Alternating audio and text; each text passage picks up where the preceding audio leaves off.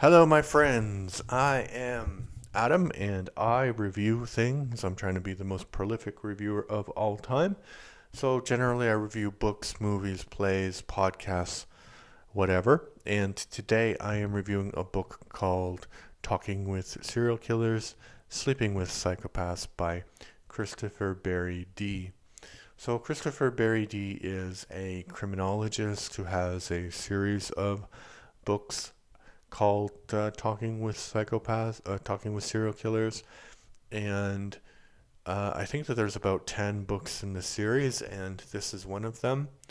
And it deals not so much with the serial killers themselves, but with the people who are in relationships with them and people who, for the most part, didn't know what their partners were doing and for the most part are kind of victims as well. Although it's complicated because there's in one instance there's this immigrant lady who was married to a serial killer and then she didn't have anything so she stayed in his house and kind of materially benefited from this relationship because they were married. Um, But for the most part, it's sort of a litany of people who are kind of shocked at the fact that their loved one was turned out to be a serial killer, or people who um, barely escaped with their lives because they were about to be the next victim of the serial killer. And it ranges from some of the most famous serial killers you've heard about probably are or their love interests are featured in the book, like Ted Bundy, uh, the BTK killer, Peter Sutcliffe in England, and to people that you haven't really heard about who are also serial killers. And the book is kind of a refreshing tone, I would say, because I've been I just finished this series by Peter Green, and basically his style is to write from the perspective of the killer, and sometimes it's really quite effective and chilling, and sometimes it doesn't work at all because there's not enough evidence or the killing happened 200 years ago, so how are you supposed to know the perspective of that individual? But this Dee's writing is much different. It's very personal, very from his own experience.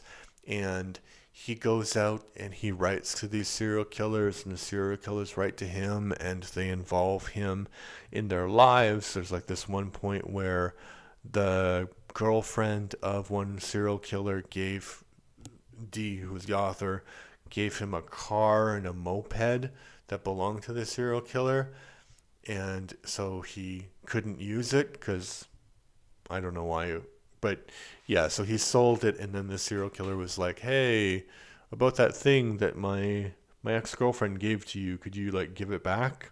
And he's like, "No, no, no, no, no."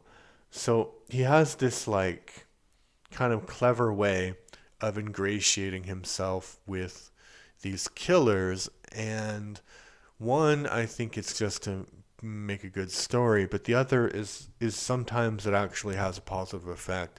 Like he basically was lying to this one killer that if he tells him where one body is, he'll come to the wedding, he'll be the best man, etc., etc. And it was a complete lie. So the serial killer said that, um, and then the author just left and had no further contact with him. And one, it's not the main focus of the book, but it's certainly mentioned, which is quite interesting, and it's like a fascinating phenomenon. So we have these men who are killers of women by definition, for the most part. They have groupies. Like, why would you write to somebody who, if they were free, they might kill you? But I think that's kind of the attraction. And there are, of course, there are female serial killers as well, And there are like men groupies of these serial killers as well, but he was saying that something a bit more dangerous happens to the men than to the women. So the women serial killers will find out all that they can about this person who's writing to them, and they'll just send their friends to pay a visit and rob and extort the guy. So, yeah, if you've ever been tempted to write a lady in prison, then maybe don't. Or at least don't share any personal information that can identify you. And yeah, don't fall in love with them. So yeah, I really enjoyed it. The writing is funny. The stories are interesting. So I'd give it like an 8 out of 10. So not perfect, but much better than the true crime stuff I've been reading recently. Okay, thanks. Bye bye.